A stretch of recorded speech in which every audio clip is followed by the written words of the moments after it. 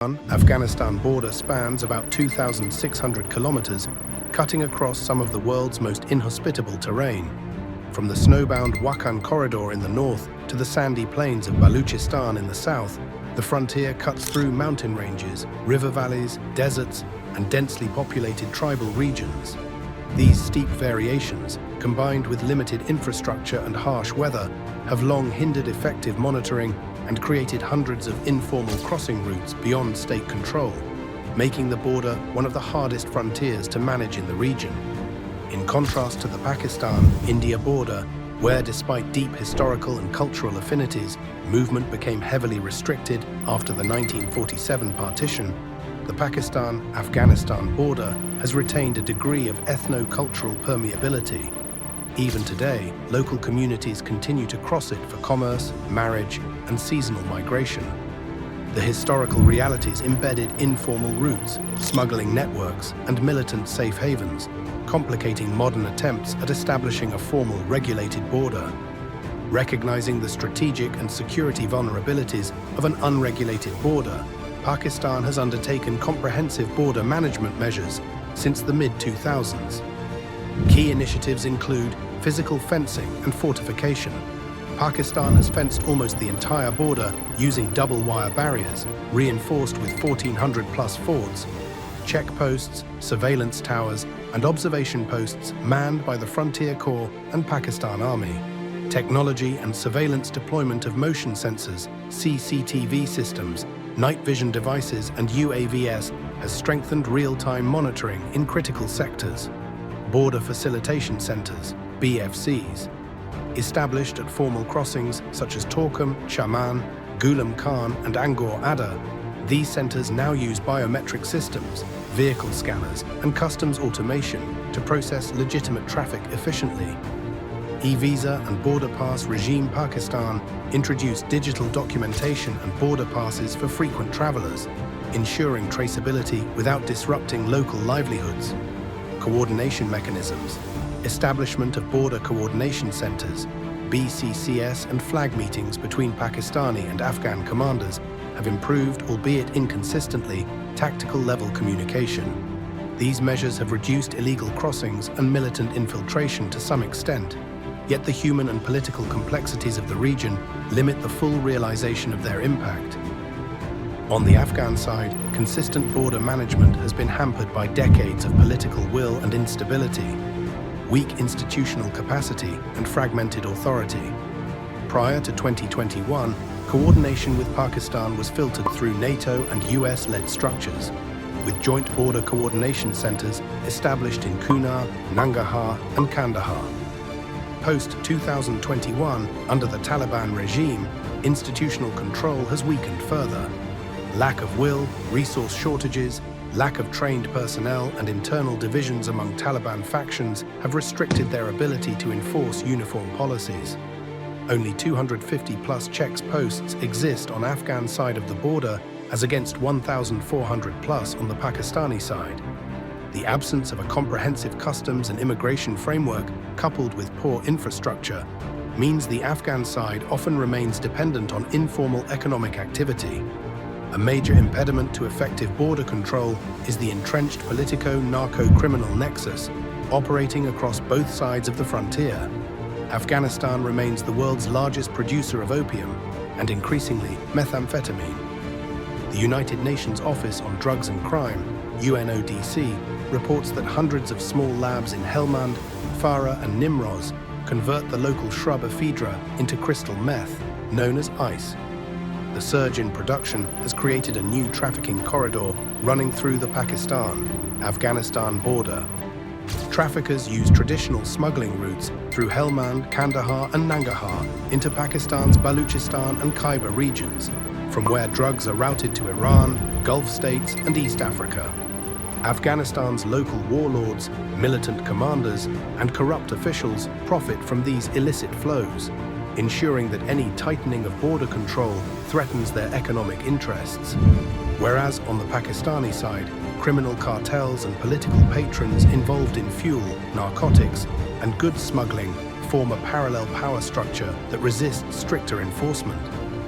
This nexus effectively constitutes a shadow economy worth billions of dollars annually, one that undermines state authority, distorts local governance, and fuels militancy. Any border management strategy that ignores this informal system is bound to remain ineffective. Beyond criminality, a spectrum of structural issues complicates border management.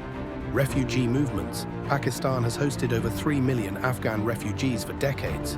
Each wave of conflict, Soviet invasion, Taliban takeover, or regime change triggers new influxes, overwhelming border towns and humanitarian infrastructure. Tribal loyalties and cross-border identities. Many tribal families straddle both sides, making enforcement politically sensitive. Restricting movement risks alienating local communities and fueling resentment.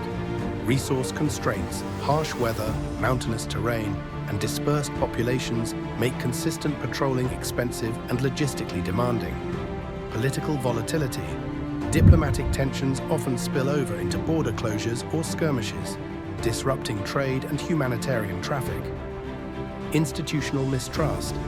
The absence of a joint legal framework or mutually recognized border agreement perpetuates uncertainty and operational confusion.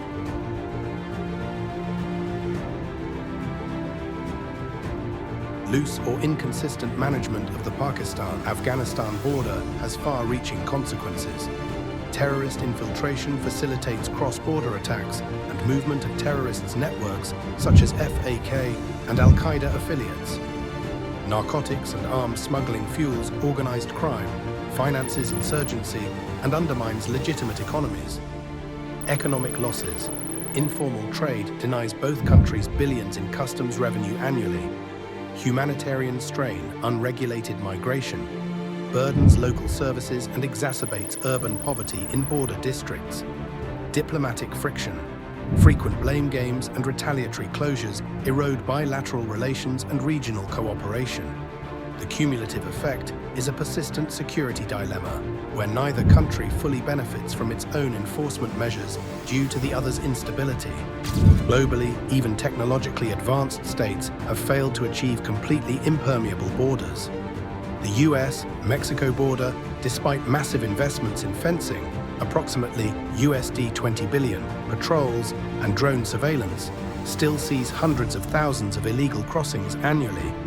The European Union's external frontiers, particularly in the Mediterranean, struggle with migrant influxes despite digital monitoring and naval patrols. Israel's border wall with Gaza and the West Bank, often cited as an example of high-tech control, has not prevented infiltration through tunnels or drones.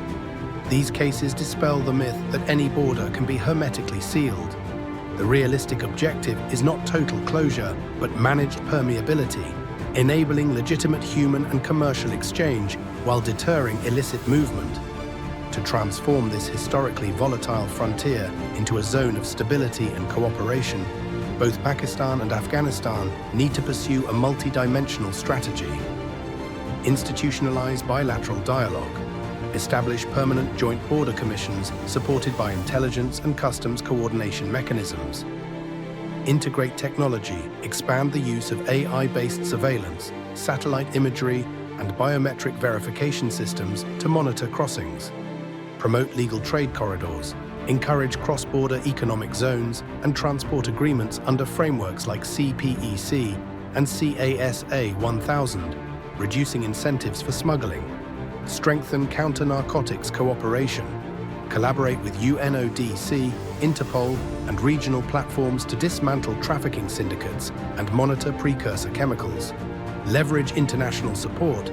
Engage the Shanghai Cooperation Organization, SCO, and OIC frameworks for capacity building and intelligence sharing.